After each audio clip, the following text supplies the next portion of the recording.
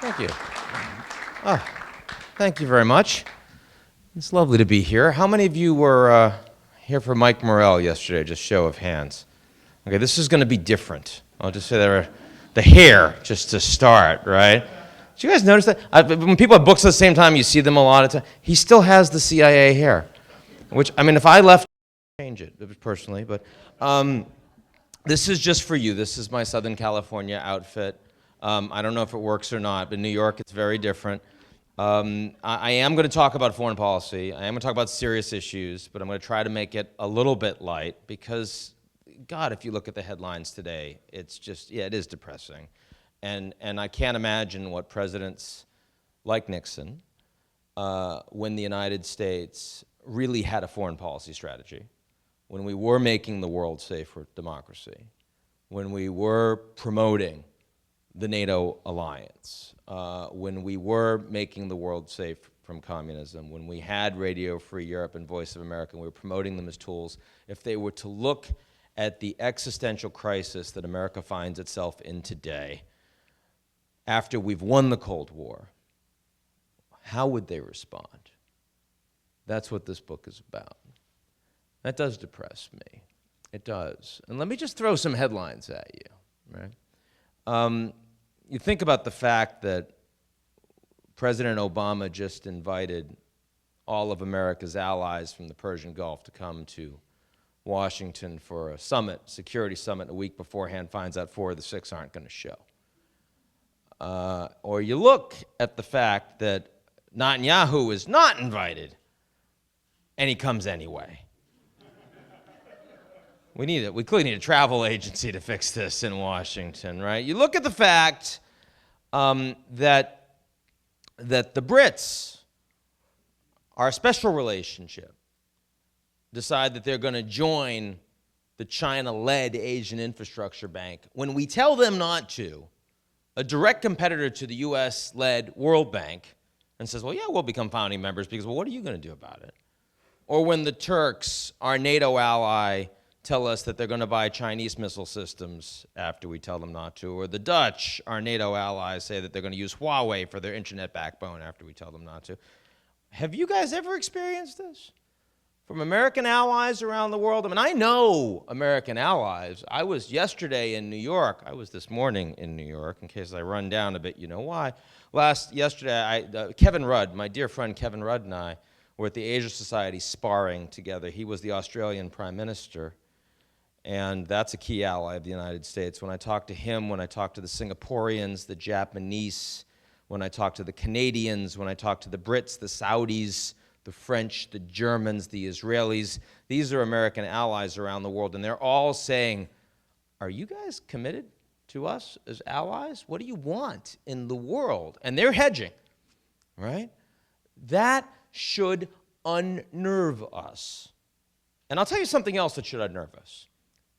It should unnerve us that there's only one country today in the world that has a global strategy, one country of size. It's China. It's not the United States. That should unnerve us. It's an interesting strategy. It's $1 trillion plus being spent on architecture, institutions, and investments in infrastructure, in equities across Asia and around the world to align those countries more closely with Chinese geoeconomic standards than with American. And you can say, well, China's small. But they're going to be the world's largest economy in the next 10 years. So we should be paying attention to this, right? That is the backdrop of the book. Now, let me be clear. I mean, I understand that I am here at President Nixon's birthplace. I suspect there are more people here that dislike Obama than like him. But I do not have a party angle here. Others do. I think that the United States has lacked foreign policy strategy for the last 25 years. I think since the Soviet Union collapsed, we stopped doing foreign policy strategy. We've done risk aversion, and we've done overreaction. And we've become increasingly good at both, right? I mean, if you think about the way the last 25 years have transpired for the United States in the world, it's been, we won, we don't have to do much until there's a crisis, and then by God, we're going to throw stuff at it, right? And that's true when you talk about Ebola. We don't care, doesn't bother us, we don't need to pay attention to it until, God forbid, one American has Ebola. And then our hair's on fire, right? Or 9/11, and we're not paying enough attention to war on terror until, my God, we're going to spend trillions of dollars and hundreds of thousands will die because we have to react. And here's what worries me. What worries me is not that we've done the last 25 years without a coherent foreign policy strategy. What worries me is that, like, if you think about 9/11, even if we overreacted to 9/11, we did it when we were clearly large and in charge globally, when our allies were really aligned, when China was small, when Russia kind of wanted to work with us. Remember, I mean, they gave us the right to use bases in the Kyrgyz Republic, in Uzbekistan. And I mean, yeah, you could say those countries are sovereign. Please, they weren't doing anything if the Russians didn't say yes, right? But what happens in 5 and 10 years' time, God forbid, the next time we have a serious crisis that we overreact to, when our allies aren't as aligned, when China's much bigger, when Russia isn't looking to help, then we have a problem. So I think 2016 matters on foreign policy. I really do. And I'm kind of excited about it in the sense that I think Americans agree with me. And they don't usually, right? On most things. Come on, look at me. I mean, I'm from New York, right? I'm nebbishy. It doesn't work. But when I think about this election, Obama's at 53% approval right now, which is actually pretty good at this point in the presidency. I mean, unemployment's down 5.4%. Growth looks to be not robust, but it's okay. I mean, healthcare is very partisan, but the fact is we're spending a lot of money on it, so a lot of people think it's okay. It's not going to be as big of a deal in the election. But foreign policy is Obama's Achilles heel. Those are his lowest numbers. And Hillary Clinton, she was Secretary of State. So the Republicans are going to try to paint her with that. And the Republicans are trying to make a few meals of Obama's lack of leadership and the world on fire and all the rest. So I actually believe that we're really going to have a debate on foreign policy in 2016. And how many of you remember that foreign policy debate in 2012? I mean, I remember it. The third debate, remember the third debate, Obama versus Romney? Those are 75 minutes of your lives that you will never have back. They're gone, right? And it was, I mean, for someone whose life is about international affairs, it really hurt me. It was like Benghazi, which is a partisan nothing issue, excuse me, and nothing. I mean, China was barely mentioned. It's appalling. It's ludicrous. Terrorism was barely there, right? I mean, Mali came up. It was astonishing how much nothing foreign policy was in 2012. In 2016, we're really going to debate foreign policy. Now, the question is, are we going to debate it in a real way? And what worries me is what we're going to do is have a bunch of candidates that wrap themselves in the flag and talk a great indispensable game, just as Reagan would have, right? Just as Nixon would have, just as Kennedy would have, but they're not actually going to do anything. So that's the launch point for the book.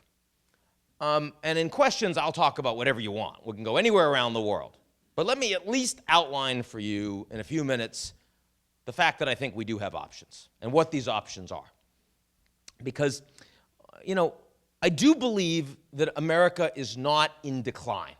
And I feel that way strongly.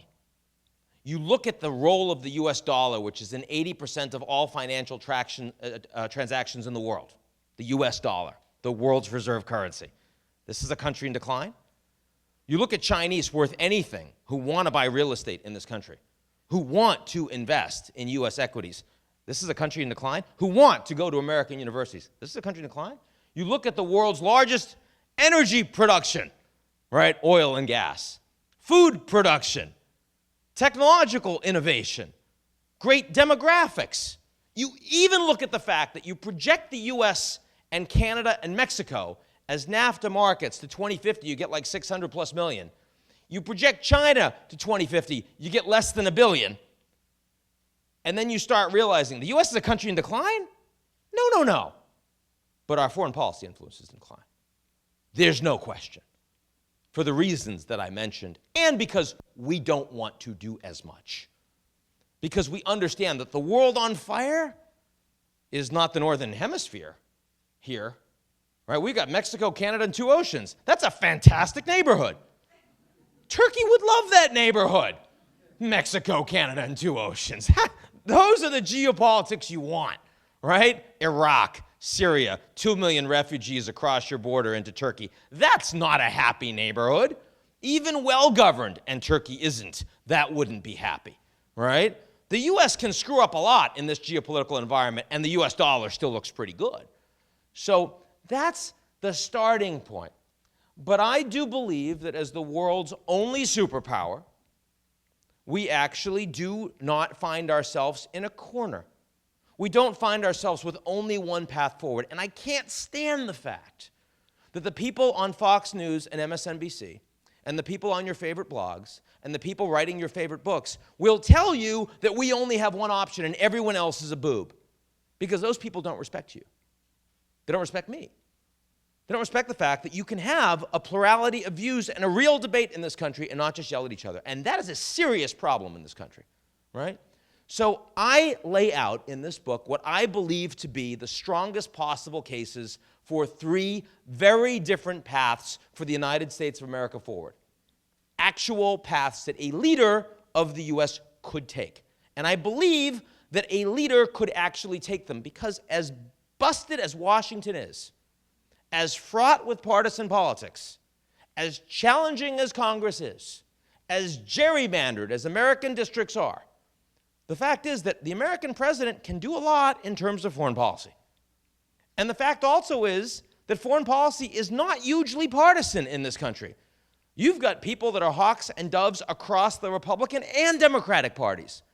It's not real coherent out there, right? So here are the 3. Number 1, the one that you will be most familiar with, Indispensable America. The idea that we don't want to be the world's policeman. It's expensive, it's challenging, it's only going to get harder. But we also recognize that if we don't do it, nobody else will. And so as a consequence, yes, we're going to suck it up. We're going to support our allies, even if they're not putting as much into these relationships as they should be themselves. We're going to support global institutions that the Americans created, and we're going to make them stronger, whether it's the United Nations or the IMF or the World Bank or the WTO, because if we don't, other institutions that will come up that will challenge us. And yes, we are going to promote our values globally, because they're the right values. Democracy, human rights, the free market. And we will have no illusions that the rest of the world will accept them magically within a year or even 10. But that doesn't mean it's not worth doing. That is Indispensable America. Second choice, very different choice, Moneyball America, which I took from Michael Lewis, Billy Beane, Oakland A's. I shouldn't say that because I think they have the worst record in all of baseball right now. But at the time, they did okay. And the idea behind Moneyball is a very unsentimental U.S. policy that looks around the world and says, look, it is fine and good to talk about human rights, but we know that China is not going to accept that. They're not going to accept a free market. We know the Russians aren't going to accept democracy. And we know that even if the Middle East wanted to, the outcomes are going to be pretty bad. And so we're going to stop doing that. And instead, we're going to focus much more on the United States and running U.S. policy as we would a company. We're going to focus on efficiency. That's what America's always been great at, is entrepreneurship. We're going to look at that in Washington, too. And that means we're going to do a real pivot to Asia. That's where our global challenges are coming from. That's where we're going to spend our resources. And if the Europeans don't want to spend for NATO, we're going to do less with NATO. And if Israel and Palestine don't want a two-state solution, Our Secretary of State is not going to prioritize that number one for 18 months, right? That's Moneyball. Third option, Independent America. And Independent America says, you know what, those first two choices sound great. And if we had the leadership that was prepared to really do it, fine. But the worst thing you can possibly do in the world is say that you're going to do something and don't follow through. North Korea must not have nuclear weapons. Assad must go. Russia must leave Ukraine. We will destroy ISIS. I was on Hardball a couple nights ago, and they asked me, we will destroy ISIS. Like, who's we? And I said, when my mother was still alive, God bless her, when I said we, she'd be like, what, do you have a rat in your pocket? Actually true. And Chris Matthews actually laughed out loud when he heard that. He had never had me on before. He'll get it next time. But we have to stop. And it's not that we don't care, but that we care too much to lie. That we recognize that we don't have the interest to follow through, and instead of demanding respect, we command respect by leading by example. And we try to live up to our own values at home. 4 million refugees from Syria. How many have we taken? 355. Are you kidding me? Statue of Liberty exists for you people? Right? I don't see a presidential candidate talking about that. Right? We can do more. I know that they can't swim to the United States. Doesn't mean we don't have to take any. Italy and Greece get stuck with everybody. Yeah, they can do it all. Right? So 3 radically different perspectives of what the United States should do. Now, does anyone running support any of these things? And I would say, on principle, yes. Actually, Moneyball America, when Hillary was Secretary of State, she was very clearly a moneyballer. She actually said, you can't really criticize the Chinese on human rights. You can't criticize your banker on human rights. She said that because, it's harder to do. Pretty pragmatic, pretty unsentimental. The pivot to Asia, Trans-Pacific Partnership, right? Economic statecraft. You look back at that speech she gave. She wasn't focused on doing a lot in the Middle East. She was saying, let's do Libya, but let's not actually do any nation-state building. Let's take out Gaddafi, and that's it. Russia reset. We want to get Russia off our map. They're not that important. They're a country in decline. I'm not suggesting all of Hillary's stuff worked tactically. I'm suggesting that strategically, there was a coherence to what Hillary and Geithner and Gates and Kurt Campbell and others in the first Obama term actually did. And by the way, I do have a view that I think that the first term team for Obama was much more coherent and capable on foreign policy than the second term team, broadly speaking. I mean, Jack Lew is a capable manager at Treasury. He is not a global presence. That's a problem, where Geithner was, right? Now, I also think that since Hillary has started running for president, she has backed away from a lot of what she did as Secretary of State. I mean, TPP, for example. She actually now says she's not sure if she supports it. She was one of the architects, which, as a political scientist, kills me. But let me be honest with you. If I were her political advisor, I'd say, well, why do you care if people like Ian Bremmer is angry at you for TPP? It's not going to win you any votes. You're going to get the Democratic nomination. And why not just play politics on something that no one cares about? It's going to pass anyway. Problem is, of course, we've got a lot of politics going on for everybody. We have very little leadership. And that is a problem. It's a problem across the board. But so Hillary, I think, really, insofar as you can look at her Secretary of State experience in terms of foreign policy, and she obviously has more foreign policy direct experience than any of the other candidates, you would put her in the Moneyball camp. You would put Marco Rubio more in the indispensable camp than probably anybody else. You'd also put Lindsey Graham solidly in that camp. I would say that it's very early days in terms of how they have articulated that, what they would actually do. You would put clearly Rand Paul more in the independent camp. You'd put Bernie Sanders more in the independent camp. But again, very early days. Do I feel like we, at this point in the debate, have anyone that's standing up that is giving us a vision of leadership for the United States that we can get behind? No. Now, I took a survey of Americans with Time and Fortune magazine that I put out last week. I don't know if any of you saw the piece. And asked what Americans think, which is a little bit more important than what I think. And it was very interesting, and I think in some ways good. What was good is that Americans were all over the map, virtually evenly split between which of these visions of America that we as a country actually wants, which means that it's easier for a presidential candidate when they become president to actually drive the choice that they feel closest to. Something that you may find disturbing is that there is a big generational gap in the U.S., and that older Americans really skew towards indispensable. That we have values, they matter globally, and we've got to get back to that. We've lost it. Millennials want nothing to do with that. Millennials skew heavily independent. And people say, well, when they get older, they'll change. Well, actually, what we found is when they get older, the older people haven't changed. They're still indispensable. So why do we think that the younger Americans are going to change so much in these views in 20 years?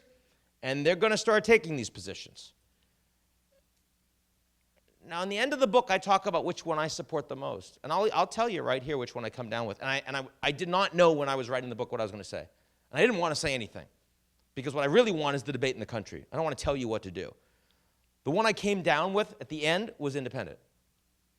And boy, did that hurt me. Jeffersonian principles, right? But the reason I said it is because I don't yet personally see any leaders that I believe have the credibility and the follow-through to actually implement either of the other two. And so, in a sense, my picking independent is a challenge to Americans to say, show us that you can do more. Because if you don't, I know which way America's going, right? I mean, I understand that everyone says today in Iraq, we must destroy ISIS. But I also understand that the Saudis right now are not doing anything to tell the mullahs in their country that they must stop proselytizing radical Islam that's facilitating so many young men to take up arms in this part of the world and more broadly. I see how few countries are willing to align with Saudi Arabia when they want to go and actually bomb and stop a civil war in Yemen or one in Iraq. I mean, we actually said, our Secretary of Defense actually said that the Iraqi army didn't have the will to fight. But when you talk to our allies in the region, they say the Americans don't have the will to destroy ISIS. I think that's true. I think we don't. And I think we need to have an honest conversation in this country about the fact that ISIS is a threat. And it is a threat to us. But it's much less a threat to us than it is to France, where 8% of the population is not only Muslim, but is Muslim, is unemployed, is not integrated in society, and you have a party that's polling at over 30%, the Front National, which is aggressively xenophobic. I mean, clearly, when you see what is happening with anti-immigrant tendencies in Europe, you understand this is a bigger problem for them than the US, and how much are they prepared to do about it? It is clearly a bigger problem for Turkey. It is clearly a bigger problem for Saudi Arabia. It is clearly a bigger problem for Jordan and for Lebanon. And so I am suggesting that it is going to be a harder lift for a president to convince Americans that we must be indispensable or Moneyball in an environment where the challenges are increasingly seen as other people's challenges and where we know the amount of work that we're going to have to do is going to get harder. Because we know we're not going to have an enemy like the Soviets tomorrow. The Chinese won't be like the Soviets. They won't be enemies. They'll be frenemies. They don't want to destroy us. They need our success because they're economically invested up to the eyeballs in the U.S. They're fighting us, too, on cyber, in the South China Sea, Taiwan, and Hong Kong. But for every place they're fighting us, they're also investing. So it's very easy for the Americans to take a much more distant approach if we want to. What I fear is that we're not going to do it because we want to. We're going to do it because we've decided that we'd rather just not have a strategy. We can't abdicate. We can't abdicate the fact that we are and remain the world's only superpower. We owe ourselves and our kids more than that. I think the reason why the millennials are so opposed to all of this is because they see the hypocrisy. They see the inauthenticity. And they see that their own legacy is being spent and frittered away, and they would rather just do nothing than make the wrong decisions. And if that's all we're going to give them, that's the result we're going to have. So I'm in favor of independent, but I'm a little fake about it, right? What I'm really in favor of us doing is having the debate. And that's why I launched the book now. That's why I've been working on it for the last couple of years, is because this is the time that we have to force this discussion onto the agenda, right? And I'm just hoping that we get a couple of candidates out there to start talking in serious ways about these issues. Not, we need to do more. I mean, McCain, John McCain, God love him, he wants to bomb a lot of countries, right? I count over 10. But I have not seen a McCain policy that would lead Assad to leave. Russia, I haven't talked about Russia yet, right? So we have a policy that tells the Russians, we're going to isolate you, we're going to punish you, you don't do what we want, we're going to isolate you. I got to tell you, I have seen the amount of additional business the Chinese are doing with Russia ever since we've said we're going to isolate them. If we actually had a policy that really mattered on Russia, we would tell the Chinese, if you break our sanctions, we're going to sanction you. Now, if we say, we can't do that, well, then we can't do that Russia policy. That's okay. Do another Russia policy. But please stop pretending, because Putin is not stupid. See, our foreign policy for the last 25 years has been playing tennis, and all we're doing is hitting the ball back. And that's a great way to beat an 8-year-old, right? That is really not, it's a Southern California thing. I'm trying to play on local analogies. In New York, we don't play tennis, but you guys, you play tennis. We cannot beat Federer that way. And Putin is not an 8-year-old, right? He's annoying. He's problematic. He's not an 8-year-old. We're gutting Radio Free Europe. He's building RT.com. Incredibly effective propaganda machine in Russia and internationally. It is really useful. If I were his advisor, I'd tell him to plow huge money into that. It's really bad for us, but he's doing it. That's a strategy.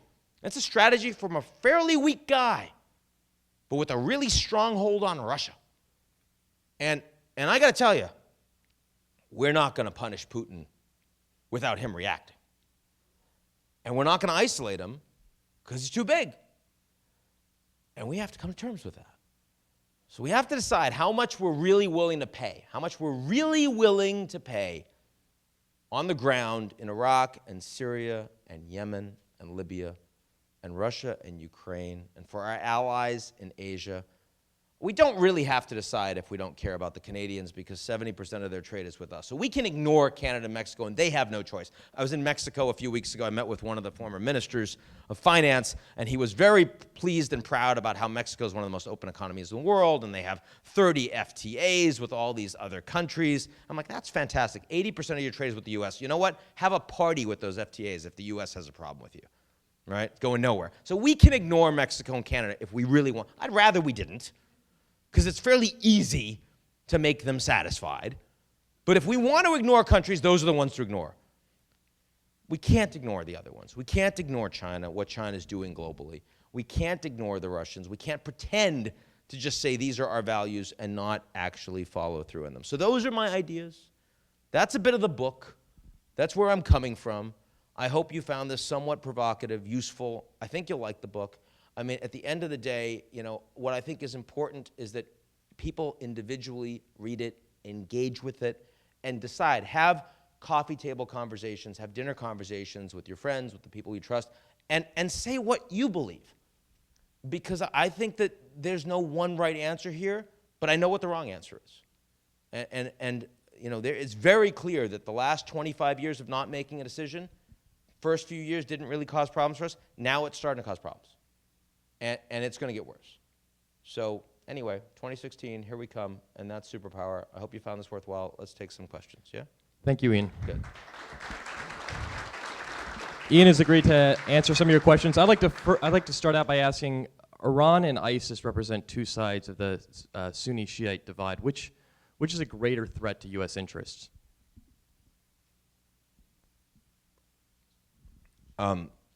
ISIS is obviously a greater threat to U.S. interests. Look, I think that I'm going to say something that many people here will probably disagree with. I think within 10 years' time, the U.S. will have better relationships with Iran than they will with most of the Gulf Arab states. The Gulf Arab nations, the Saudis, are an oil producer, and that's virtually all they do. You look at the global energy environment, prices are going down, right? It's the energy revolution that starts in the US, but it's going to be everywhere. It's going to be in Argentina, it's going to be in Eastern Europe, it's going to be China. The technology is spreading all over the world. You can't stop it. You look at solar power and solar technology and the costs coming way down. You look at battery technology and transmission, the costs coming way down. Energy prices are not going through the roof. We're going to be living in an energy abundant world for the next 10 years, not an energy scarce world. Now, there are other things that are problematic as a consequence, climate, for example. Leave that aside, because we will leave it aside. Focus instead on what's going to happen in the Middle East. Where's the money coming from? No idea. Why are we aligned with the Saudis in that environment? Much more conservative dictatorship, massive population that's growing, huge problems in the region, want to get Sunni states to ally with them, going to have a real problem with that. The Pakistanis are saying, you know what, the Chinese are paying us a lot of money. We don't get as much from Saudi anymore. We don't really want to help you the way we used to. The Turks are looking at Saudi Arabia and say, we can make a lot more money playing with Iran and playing with the Saudis. The Egyptians are saying, you know, my God, we've got a real problem with like the Muslim Brotherhood, and you've got much more conservative views on Sunni Islam, and we don't want to play with that. This is a serious problem for Saudi Arabia. They don't have natural allies, right? So, I mean, I think in 10 years' time, Saudi has a serious problem. And I look at Iran, which is a country with some 75, 80 million people, where women play a real role in it, where you've got a vigorous Iranian diaspora in Europe and the United States and Canada, many of which was university educated. They want to go back and invest as soon as the place opens. I mean, it's a theocracy. But when you open Iran up and start investing, the likelihood that they stay a hardline theocracy for 10 years goes down. In the same way that Cuba for 50 years can stay communist when we're sanctioning them, they can't survive 5 years of Starbucks. No way. I mean, right? We're going in. We're ruining that country. And we can't wait. It's going to be fun. I'm hoping to go soon. And no, come on. I mean, we got ferries going, JetBlue's going. They're done. They cannot survive that. The Iranians will not be able to survive the onslaught of capitalism into Iran. It's not going to work, right? So I actually think that this Iran deal, on balance, is one that I would do. Yes, they will cheat. It's UN inspectors. Of course they'll cheat, right? The arbitration mechanism will be lousy, right? But nonetheless, it's better than the alternative. And by the way, the Iranian nuclear program is not the threat. Their cyber program is the threat. And no one's talking about that. So if you're really upset about Iran, stop talking about the nukes. Talk about how they almost launched a war against Saudi Arabia when they tried to destroy Saudi Aramco and all their oil production with the Shamoon virus a couple years ago. That's what we're talking about, right? We have the wrong conversation in this country about that. So anyway, I see Iran as an opportunity. I think the deal is going to get done. Of course, it'll be partisan, but Congress is not going to stop a deal from getting done that the entire P5+1, permanent 5 members of the UN Security Council, plus the Germans support. It will be a multilateral win for the United States, an administration that desperately needs a multilateral win because they've failed on a bunch of stuff. And also, you'll see about 1.2 million barrels a day of additional Iranian production go onto the markets, which means lower oil prices in the world, including the U.S. That's an almost unmitigated good for the U.S. economy. It's not bad for the oil producers for prices to come down because it forces them to get more technologically innovative, which they've done so far. But most of the U.S. economy is not about keeping prices high for our oil producers. Most of it is about everything else we do in this country, which loves low energy. And so, I mean, again, Do I think this is an amazing deal? No. Do I love it? Do I wish we'd been tougher in the negotiations? Sure. Do I want to see this deal happen given the alternatives? Oh, absolutely. And will that really upset the Saudis and the Israelis? Yes. And if I were a Saudi or an Israeli citizen, I'd be mad about that. I'm not. I'm an American citizen. And I'm not going to pretend that our values and our interests are 100% aligned with those of other countries. They don't pretend that when they do their policies. I promise you they don't. So we should stop. That would be my review. Is that sufficiently provocative answer to that question? Good. Hey, my name is Zach Turner. I'm a student at Fullerton College. You mentioned millennials and desire to do nothing. And there's getting to be a more and more widespread narrative of unintended consequences. We support the Shah. He's overthrown. We get Iran. The Mujahideen becomes Al-Qaeda. People say we mismanaged Iraq, and now we have ISIS. And so my question is there anything that we can, what do you think we should do from a national policy level, or especially for us as citizens politically, to either avoid such unintended consequences or tolerate them? Well, so, I mean, you can look at Iraq, where the United States engaged in military regime change and then spent enormous amounts of money on nation-state building. Country fell apart. Then you can look at Libya, where the U.S. engaged in military regime change, spent no money in nation-state building. Country fell apart. Then you can look at Yemen, where the United States did not engage in military regime change, spent no money in nation-state building. Country fell apart. Now, what do those three things have in common? Not the United States, right?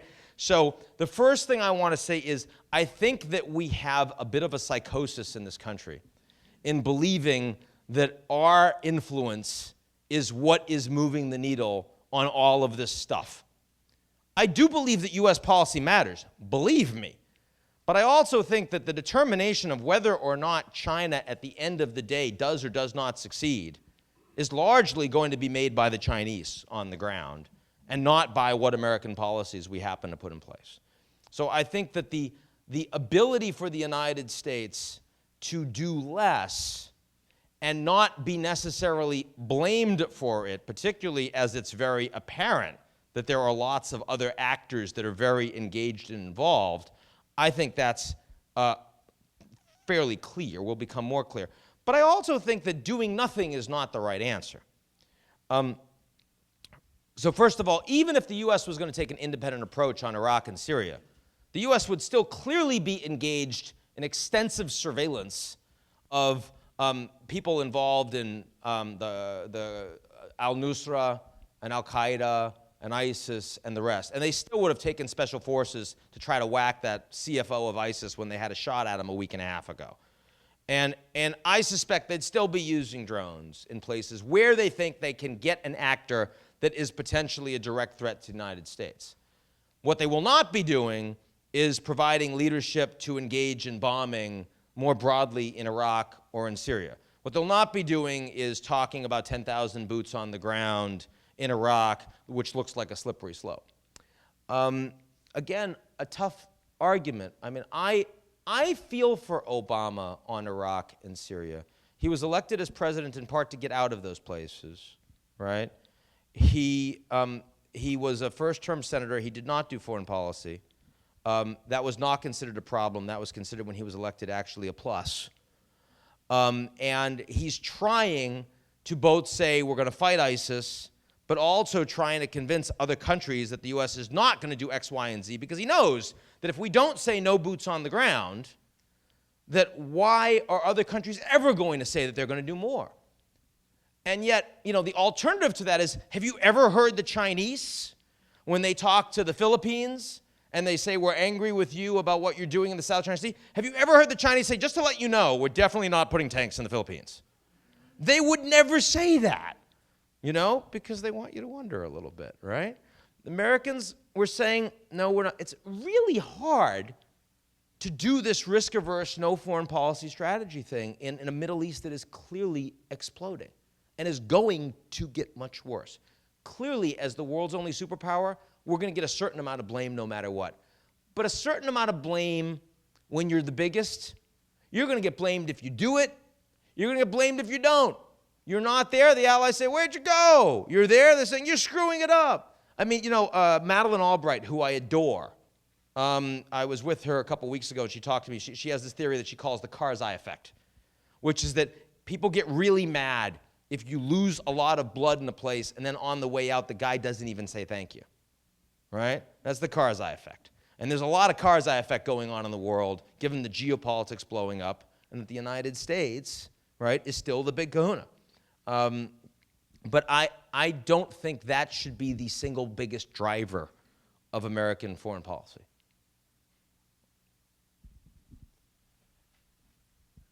You talk about many things, America being foremost in the world and under a bunch of different categories.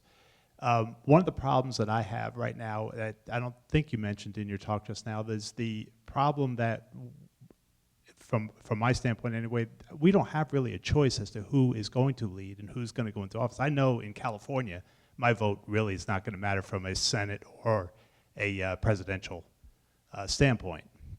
So the party bosses, as far as I'm concerned, they're the ones who make the choices. They're the ones who put the money behind the people, and they're the ones who are going to make the difference. I appreciate the fact that you're saying let's have the debate, but how do we move that island, move that mountain? You're absolutely right that, $5 billion, 18 months of elections is a subversion of democracy and process in every most basic way.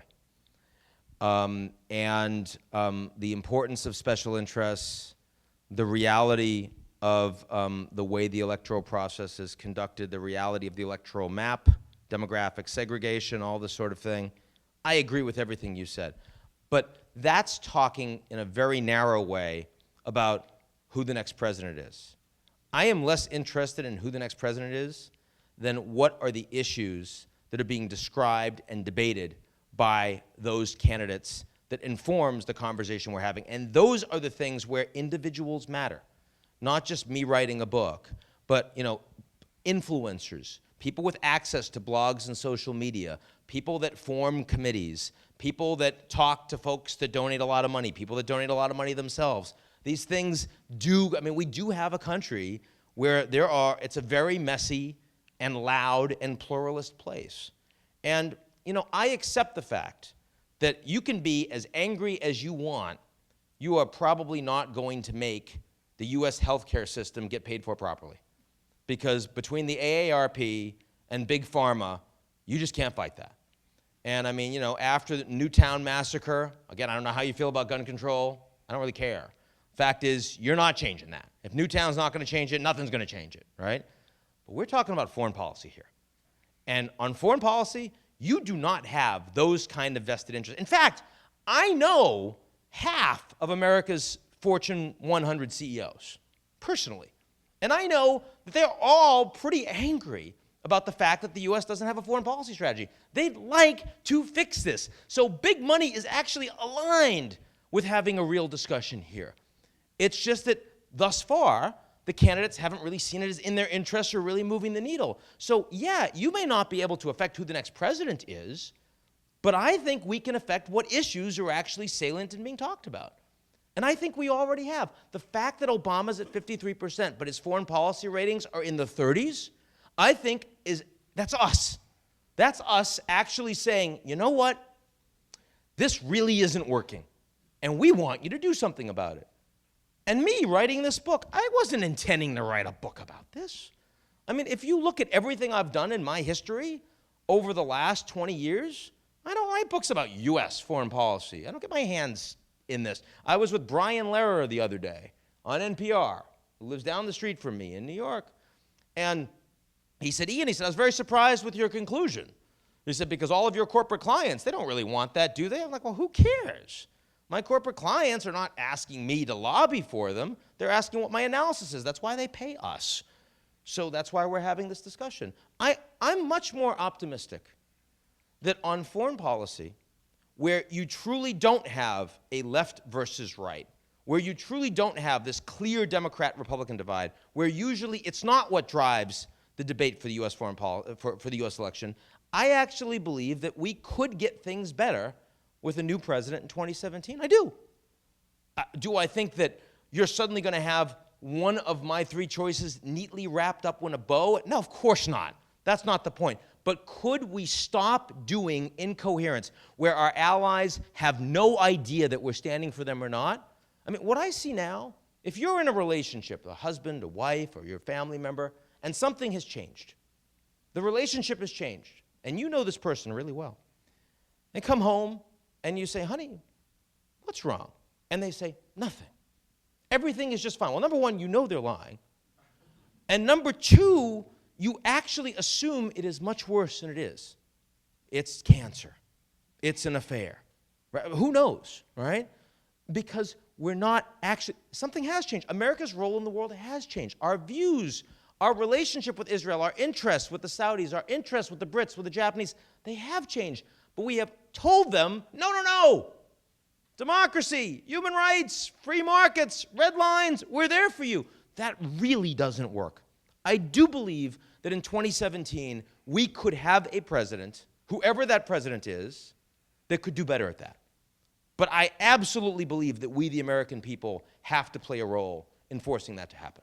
I'm not someone who believes in learned helplessness, right? That America is the one country in the world that is the most optimistic. We're the entrepreneurial ones. We're the ones that did the Marshall Plan. You cannot tell me here, with the dollar being where it is, our economy being where it is, you cannot tell me that we have learned helplessness and we have no effect on our political system. I just don't buy that for a second. That is not the America that I signed up to be a part of. Right? I don't think you guys came here tonight to be a part of that America. So. Do you think if Iran gets a nuclear bomb, that they will either use it against Israel or have one of their surrogates, like Hezbollah, use it against Israel? Do you think that that threat is as big as most people who are pro-Israel, especially in Israel, believe? So I think I know the Israeli government pretty well. I got a lot of friends there. I believe it is strongly in Israel's interest to say that Iran's nuclear program is an existential threat. Because if they don't say that, no one will pay attention to it. They never would have gotten strong sanctions. That doesn't mean it is an existential threat. That means it's an important policy posture. And I think Netanyahu did a good job coming to Washington for him, not for the U.S., not for the relationship, but for him. I think he got reelected on the basis of that speech in part, right? If I had been advising him politically, I would have said to do that. I think Dermer's been an amazing ambassador for Netanyahu as a political advisor, right? As an American, I don't like that. But if I support Israel, absolutely. And I think there's a difference between being pro-Israel and pro-United States. And I think that sometimes those things overlap, and sometimes they don't. And historically, they've overlapped more than they overlap now. I think we need to recognize that in Israel, there's really no more support for a two-state solution for very legitimate reasons. Number one, they've walled off the Palestinians. They don't need them for labor because Israel's high-tech and it's automated, the economy. And because they've got this incredible missile defense system, I mean, the Palestinians can no longer meaningfully, incredibly threat a third intifada against Israel. So the left in Israel doesn't really talk about a two-state solution anymore. They talk about economic policy, social policy, progressive policy. That's what they ran on. So America's interests are no longer as aligned with Israel as they used to be, and I think it's okay to admit that. And I also think we're not being Israel's friends if we pretend that our interests are aligned and then we just don't do these things with them. Because we still are close to them on, sharing intelligence and security policy, and Israel still does have rule of law and a real independent judiciary and an open media in a way that almost no country in the Middle East does. Lebanon, but Lebanon's a basket case, right? So those kinds of things. Not that we need a democracy to work with. We like the Egyptians now more than when they had a democratically elected Morsi. So I understand that we're hypocritical about this, but that wasn't what you were asking. When I get to, I go on tangents. I know. But in terms of do I believe, so the answer to your first question, do I believe that Iran, with their first or second or 10th nuclear weapon, would launch one against Israel with over 100, the answer is obvious. And nobody should actually believe that. I mean, they're not suicidal, and they're not irrational. They're not crazy. And I think if you believe that about Iran, you do yourself and your country a disservice. I don't believe that you believe that. I'm just saying that if one does. And I really don't believe you believe that. I want to reiterate it. Now, do I believe that an Iran with nuclear weapons has the potential to spread that technology to third actors, party actors, that would not be so restrained in what they would do or threaten? Oh, yes, I believe that that is a real danger. Now, by the way, I believe that's an even bigger danger with the Pakistanis and the North Koreans. And we have already said that it is unacceptable for North Korea to develop nukes. And now they've got 8, and it looks acceptable. Look, it's like unacceptable does not mean what we think it means, apparently, right? And I think the same thing is true with Pakistan, and I worry about that. From the American perspective, I am not convinced that an Iranian nuclear program is more dangerous than a Pakistani or a North Korean nuclear program. And so therefore, I think that our willingness to respond to it should not necessarily be greater than our willingness to respond or not respond than it has been historically with Pakistan and North Korea, given the outcomes. I also think that the Iranians want strategic ambiguity about having the potential to have a nuclear program that can't be blown up, but I think the Iranians would have a hard time testing a nuclear weapon precisely because even the theocrats, even Supreme Leader Khamenei, has said many times publicly that it's against the Quran to have nukes because they don't actually differentiate between believers and infidels. Now, is that a legitimate reason? No. But the fact is that the Iranian government would have a hard time. They would take domestic punishment if they were to suddenly change their view and say, actually, you know what? Nope, we're going to test nukes. Especially because as soon as the Iranians test nukes, then the Turks, the Saudis, maybe the Emiratis actually need to respond. So there are really good reasons why the Iranians should want to have a more advanced nuclear program, but should not want to actually test and develop a full nuclear program the way the Pakistanis responded to India, and the North Koreans just tried to keep their regime intact. Because we've already made it very clear with Saddam Hussein and with Gaddafi. If you say you want a weapons of mass destruction program but don't get one, we will blow you up. Saddam. We will blow you up. Gaddafi. You know, if you're North Korea and you actually develop, we've got to behave better. So, I mean, there are good reasons to have strategic ambiguity. I mean, again, I think we need to spend more time trying to put ourselves in the position of a rational adversary of the U.S. Like, if you really were Supreme Leader Khamenei and you weren't a crazy mullah, you just were running the country, trying to make a few bucks on the side, probably quite a few, and stay in power, what would you want to do to respond to the Americans? And if you realize that that if that were you, that their policies largely seem pretty rational, then they probably are. And I see that with Putin in spades. Like on FIFA today, when I see Putin going after the Americans and saying this is all to get rid of, you know, sort of this horrible Mr. Blatt and the Russian 2018, that's a brilliant strategy for Putin. I would be doing that if I were Putin. I don't think Americans put ourselves in Putin's position very often. You don't need to do that when you're by far the wealthiest, but when countries can kind of screw with you a little bit, you need to start putting yourself in their position because the alternative will not help us. Too long an answer to your question. It was a good question, so I kind of wanted to distinguish it. I guess I should be shorter with other questions. I'll try. Give me a worse question. Okay. Yes, hi. You had mentioned innovation as a strength of America. Yeah. And what are your thoughts as far as what our country can do to get China to respect patents and patent law and to basically keep from stealing our technology? I mean, I can't see why they would possibly stop stealing our technology. I mean, our CEOs, on average, last less than 5 years, and most of them still think China's an amazing market, even though they lose and steal all of their stuff because there's so many people there and because the returns will be great, and hey, 5 years later, it's somebody else's problem.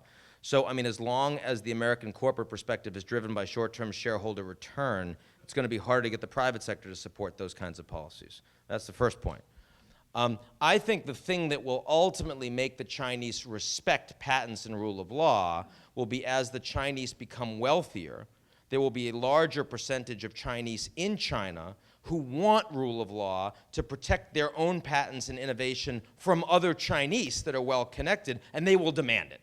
In the same way that you now see an emerging Chinese middle class in Shanghai, which has a higher per capita income than Portugal, that are saying, you know what, we don't want to focus on growth, we want product safety, we want air we can breathe, we want kind of quality middle class accountability from our government. And that's forcing the Chinese government to actually respond, to say, okay, we're going to be less coal intensive in areas that you live so that we can respond to that, when 10 years ago they wouldn't have cared. So I think the answer to your question is largely going to be driven by what the Chinese are doing internally, and not by the Americans stomping their feet and saying, no, you can't steal our stuff. And no, of course, our surveillance is different, right? And it's really hard to make that argument post-Snowden. It is different because we don't give state secrets to ExxonMobil, but we do work closely with the IT firms, and we do give information that we grab to the US trade representative to help with FTAs and multilateral deals, and we do engage in all sorts of other types of surveillance. Their system is different because these are state-owned companies. But you know, I think it is really hard, unfortunately, to either parse that or, and also, if you look at what we did, it took 6 years for us to build the case against that one group of PLA cyber hackers in Shanghai that grabbed the information from US Steel and Westinghouse. It took 6 years. It took tens and tens of thousands of lawyer hours to build that one case that the Chinese will throw away, and those people will never actually come to the US to stand trial. And this happens hundreds of thousands of times every day. So, I mean, anyone that knows anything about cyber understands that the Chinese need to innovate. This is the easiest and fastest way for them to do it, and we do not have a credible response. So, you'll see more of it. Yeah. Hi. I wanted to ask if there was a foreign policy kind of contest, who would be the winner as far as you're concerned? In the US or globally? No, globally. In terms of countries or individuals? Well, both. You have a preference? Yeah, pick a country and an individual. Okay. A company, maybe. A country that is doing the best in terms of foreign policy. Per capita, Singapore. Tiny, 5 million people. Oh my God, do they bat above their weight. And even with Lee Kuan Yew dead, they are more geopolitically savvy per capita than anyone out there. They work with the Chinese, they work with the Americans, they're completely globalized. I mean, they've got casinos that the Chinese actually are, they've gutted Macau. Macau is down 17% year on year, while Singapore is picking up. How could you do, that's impressive. And it's because the Singaporeans are giving the Chinese all the information. Who's gambling, who isn't, they're very responsive to the radically different values and needs of different countries around the world. While they tell the Americans, no, we want you guys, we're really Democrats. We really are, right? And they're hugely transparent, and they run very cohesively. They run, I mean, they're the ultimate Moneyball place. But it's much easier to do when you're 5 million people, right? And when you've also been very authoritarian for several decades, and when you've shown the kind of economic returns that you've shown. I mean, there are a lot of reasons. Larger countries, who's done well? There's no question that China now with Xi Jinping deserves good marks. There's no question that non-state actors, Pope Francis, oh my God, rehabilitating one of the most derelict and backward-looking organizations in the world, and suddenly, I mean, they are just progressive. And he hasn't even done that much. He just like rebranded it, right? It's fantastic. A little leadership, and suddenly Catholicism works again, right? I think he deserves credit for that. As a lapsed Catholic, right? I do. I believe all of a sudden. It's fantastic. So that's fun. ExxonMobil has a very impressive sense of how to work in very dangerous areas. They work in Russia better than almost anybody, despite the fact that it's an impossible market today. Then you look at a company like Apple, which I think is going to be a disaster, because they don't understand that they have, a secure cloud-based network, which guarantees you that the Chinese are going to have a very serious problem with their model in their country and in places they have influence. And they need to be strategic about it. They're not. They have incredible products. So they're really, really great as innovators and culture and entrepreneurs. But from a foreign policy perspective, oh my God. Coca-Cola is very impressive. Very impressive. McDonald's, disaster. I mean, the old CEO of McDonald's was really proud about the fact that we're an American brand, which is why half of the McDonald's were shut down in Russia when there was a problem. He had never met with a Chinese official until like the last couple months of his tenure. Are you insane? I was stunned by that. He's not there anymore, so it's easy to go after him, but my God. So yeah, I mean, they're all over the map, people that are and aren't impressive. I'm also really impressed with Christine Lagarde at the IMF. I mean, you know, unfortunately, frequently undermined by what the Americans do, what the Germans do, what others do, but I mean, knows the data inside and out, really an honest broker, has the answers for what should really be done in a lot of these technically, just like the ultimate technocrat, and also someone who speaks her mind in a way that most politicians just refuse. And so when you do an hour with Christine, you get quality. And she's the only active politician on the back of my book, only one I asked, for that reason. So kind of, I also asked John Huntsman.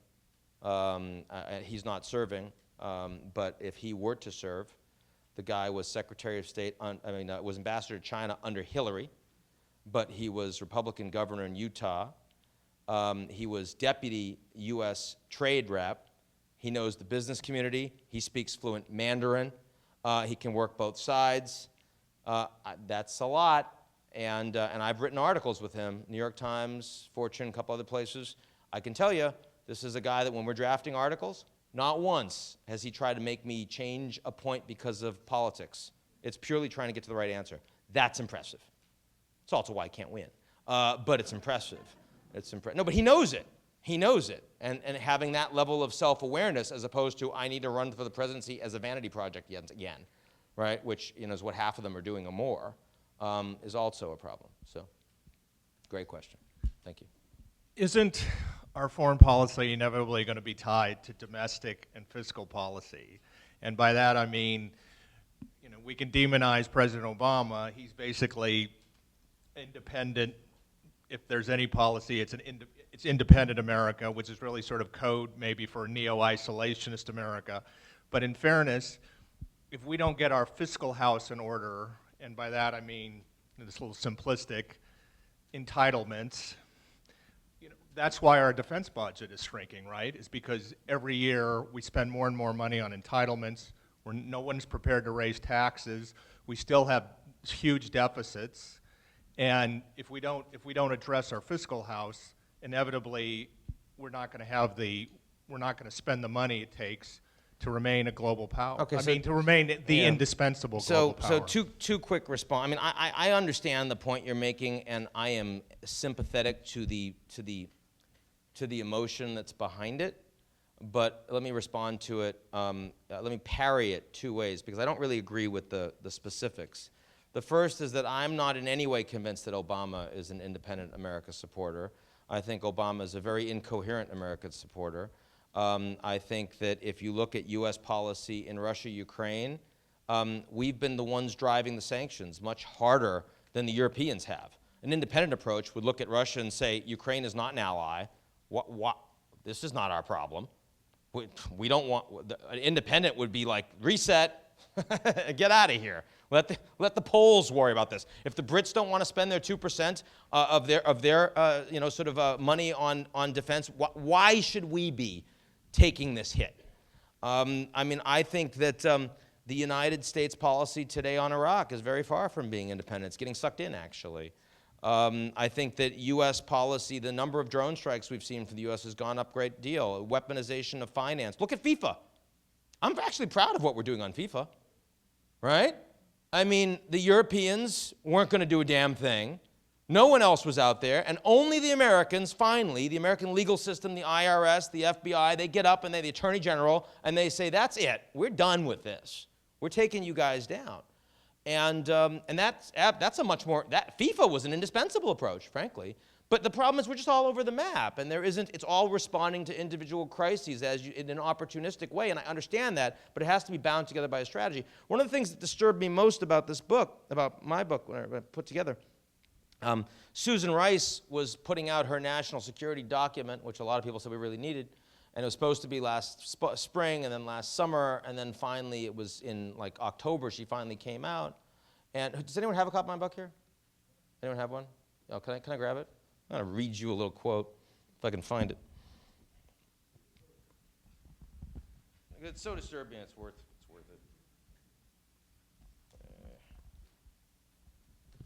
I think it's right at the beginning of Incoherent. Yeah, here it is. So in October 2014, Susan Rice, Obama's national security advisor, invited a group of foreign policy experts to visit the White House. You didn't think you were going to get a reading. And to offer their feedback on administration policy. Among the criticisms the guest offered, according to the New York Times, was a White House delay in releasing its national security strategy, a document mandated by Congress that details the administration's foreign policy goals. According to unnamed sources present at the meeting, Rice dismissed this complaint. If we had put it out in February or April or July, she said, it would have been overtaken by events 2 weeks later in any one of those months. In other words, we can't set down a foreign policy strategy with a shelf life longer than 30 days because the world is changing too quickly. That's what she said. Now look, I wrote a damn book that had a shelf life of 6 months before anyone saw it. And our government can't have a foreign policy strategy that isn't going to be out of date in 2 weeks? Are you kidding me? Are you kidding me? So that is not independent America. That is, we don't have a strategy. That's not demonizing Obama. I could demonize Bush pre-9/11. I could demonize Clinton. And I could demonize them all. And most of the people running right now. But now let me go to your fiscal point. Thank you, sir. And I appreciate your custom. All of you buy the book. That's why I'm here. Come on, you might as well, right? I don't care about the money. I just want you to read it, really. That's what actually matters to me. If you can get it for free, steal one. Just please read the book. They'll mind. I don't care. If you think I'm writing the book because I need to, no. I want you to read the book.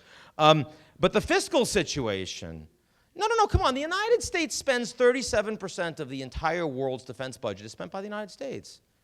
And, I mean, yeah, you're right, of course, that ultimately these fiscal situations are, they're going to constrain America in 20 years and 30 years and 40 years. But I'm talking about the next 10 years. The next 10 years when Americans aren't going to make any decisions on the fiscal side. We're going to keep spending in a very low interest rate environment with the benefits of QE and geopolitics going to hell and everybody coming to the U.S. and buying the U.S. dollar and treasuries, even with nothing getting back. So no, this is if we wanted to invest, we can do it. All three of these strategies are available to the Americans in ways that they are not to anyone else. And absolutely, there will start to be constraints in a generation's time. Maybe even we'll start to feel them bite within 10 years' time. But the world is going to be so radically different within 10 years. This is not a book for 30 years' time.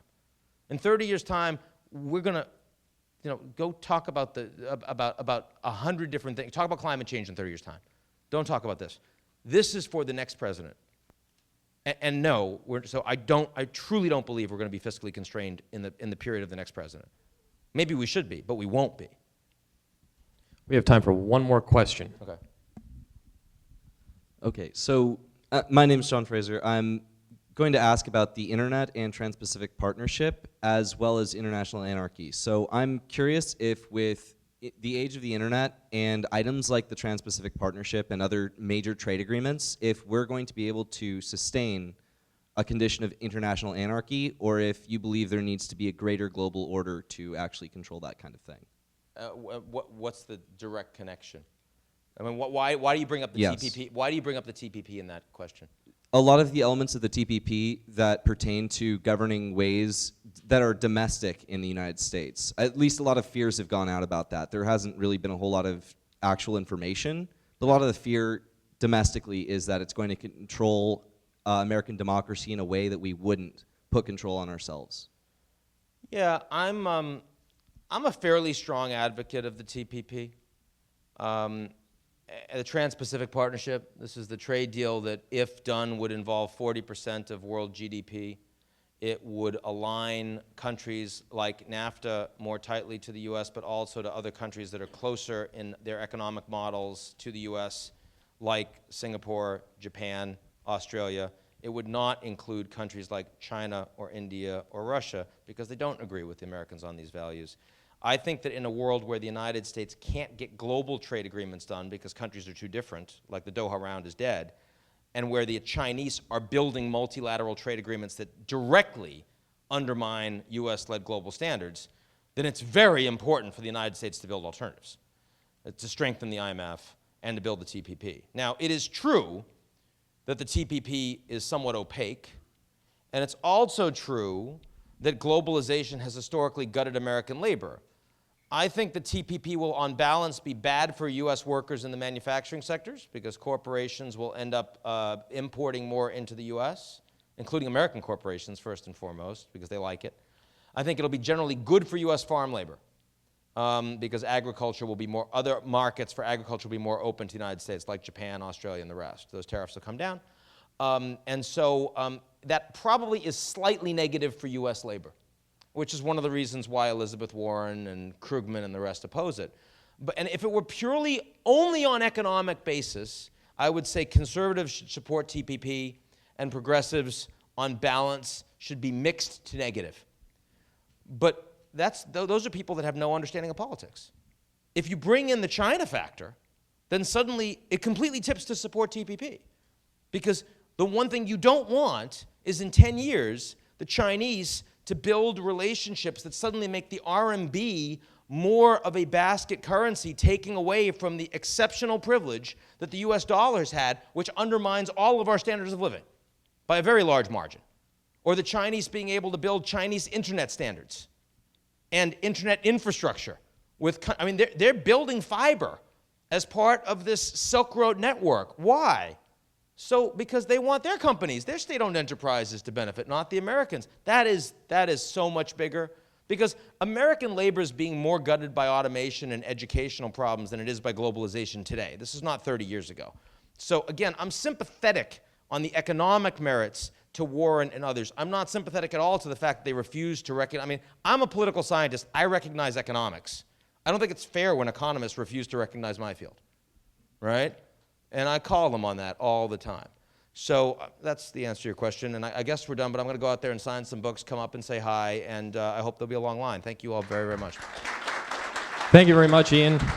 Great talk.